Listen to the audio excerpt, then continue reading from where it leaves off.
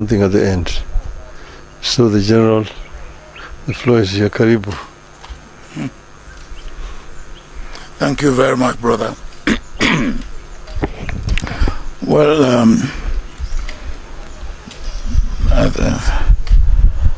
I am very gender sensitive. So when they say gentlemen of the press, I say ladies and gentlemen of the press. Because here is my sister, is not a gentleman, it's a lady. And so I think the beginning is to look at our situation in Africa, or in fact, start on the broadest plane. Look at the situation in the world today.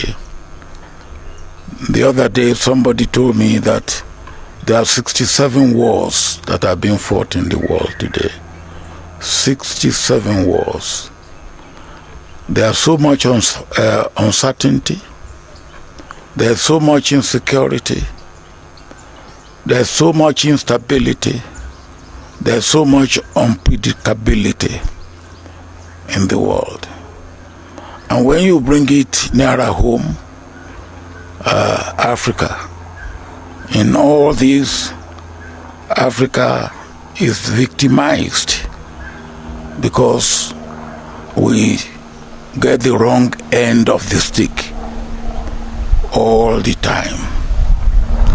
So what can we do? I believe that one instrument that we have in Africa that we can use to our advantage at the community level, at the local level, at the national level, at the continental level, is our continental organization, the AU. And the AU, if it will serve the purpose that is meant to serve, it requires the right person at the right time. And this is a time that we in Africa, and working with the rest of the world, we need to get AU to be what it should be. They are doing what they can do, because AU got me and two, with sister and a brother, to look at the situation of Tigray and the federal government of Ethiopia. But there's a lot more that is wrong with Africa today. My own part of the continent, West Africa, is riddled with government that had not come through constitutional means, is riddled with insecurity, is riddled with poverty, unemployment, and you can say similar thing even for this part of Africa. So if in less than a year there should be a change of button at the AU level,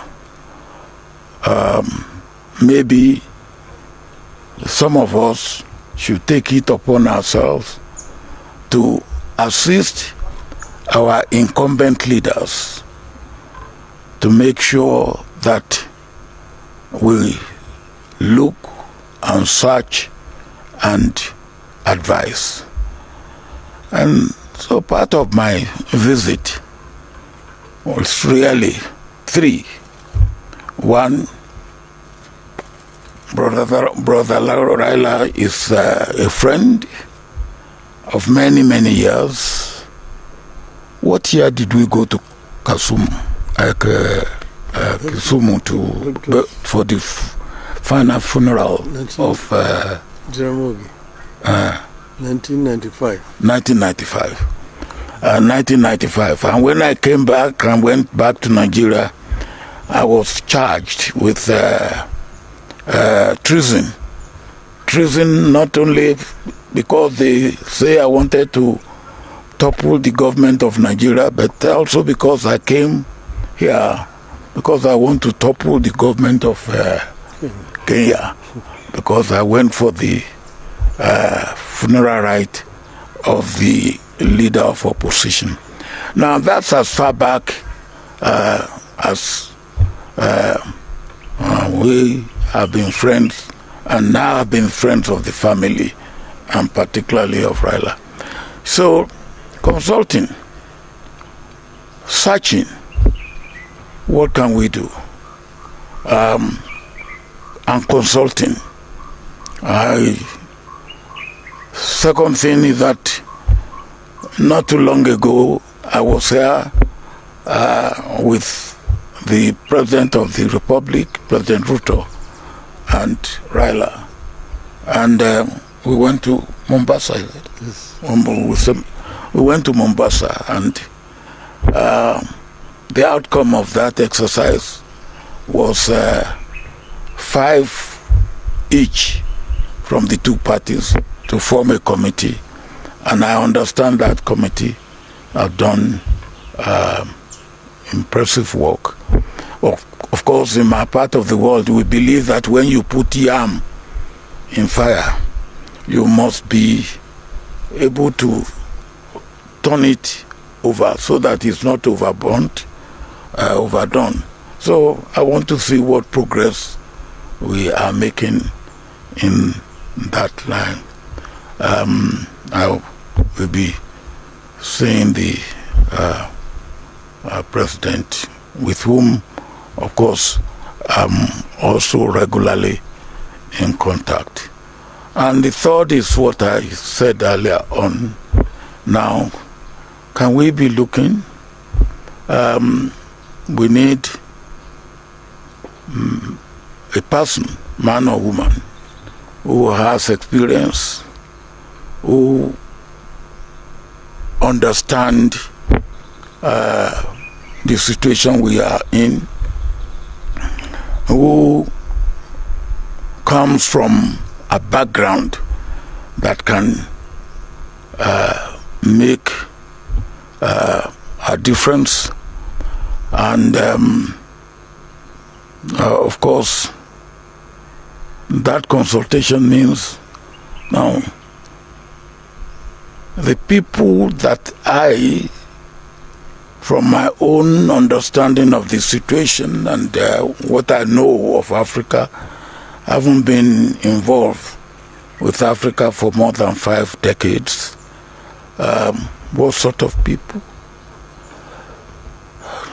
Some time ago, I was one of those who midwifed, because we believe that people who have held the position of head of government, either at the prime minister level or at the presidential level, will be able to knock at the door of incumbent prime ministers and presidents without much ado. And such people will probably be the right person, armed with other attributes at this particular time. And as I was saying, we midwife Konare in some years back, and maybe at this time we should be looking at that sort of. But whoever we look for must come from a country that is is not of extreme in any sense, and where there are no much antagonism against such country. Then when you look at those who have held that position before, I believe strictly it should be the turn of East Africa. Not too long ago we had Southern Africa. The one now whose time will be ending is Central Africa. Before that, as I said, we had Conare from West Africa. I believe it should be the turn of Eastern Africa or East Africa. And can we find such a person? I believe, yes, we can. But such a person should not be the candidate of his country. He should be the candidate of the region. And if the region can come together and put such a candidate forward, I believe that should be the way we should go. And that's the main point of my visit before I go to attend the AU meeting for the 17th and the 18th. And I have no doubt in my mind that my friend could easily be a viable candidate. But that, of course, is subject to the views, feelings, and, of course, the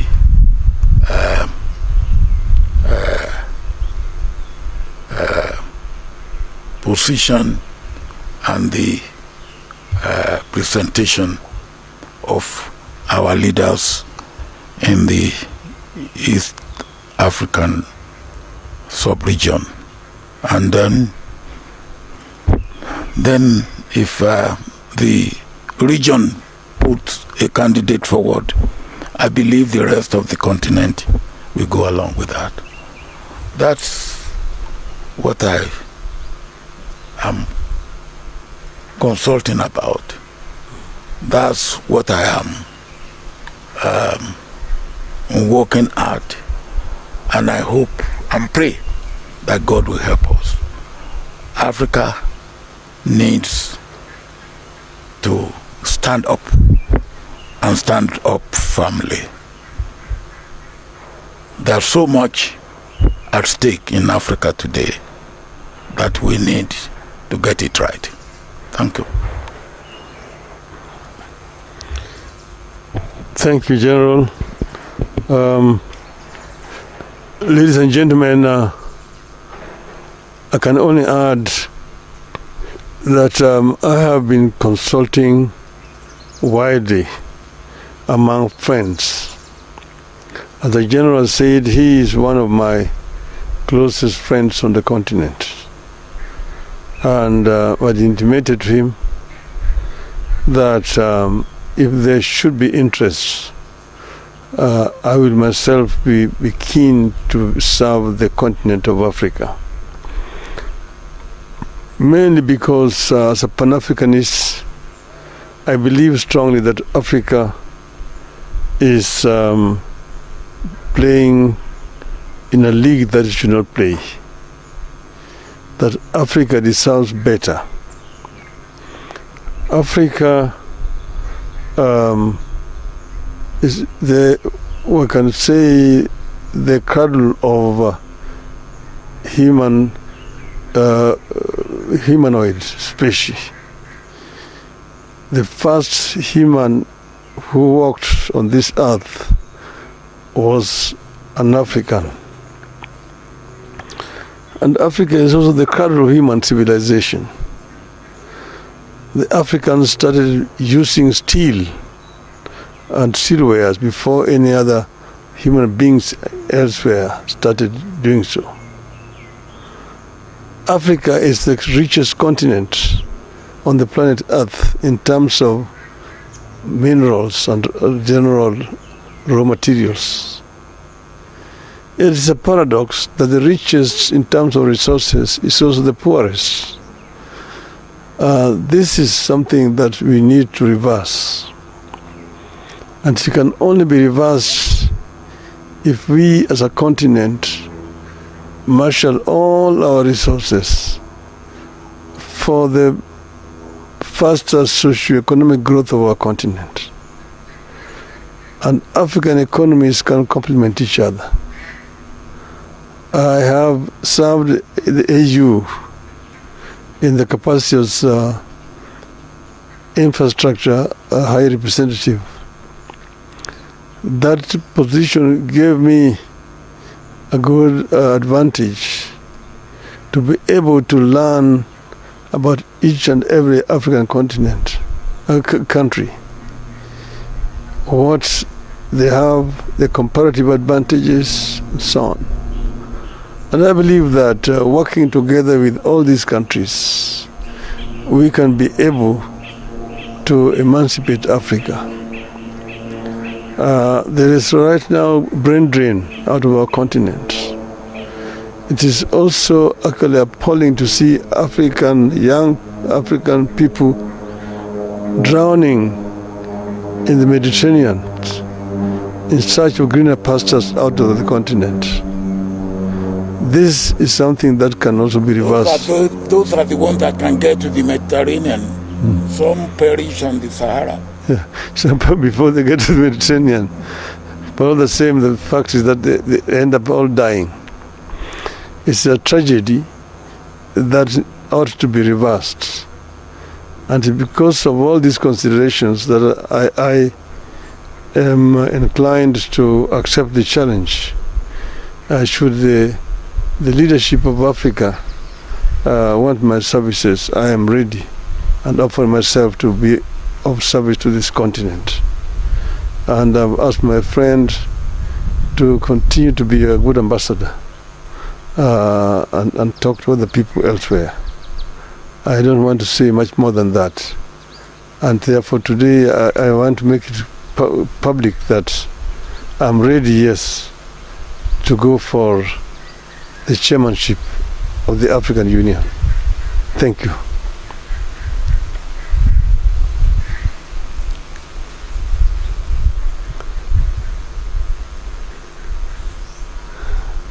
So, yeah. You can come now. Because this way.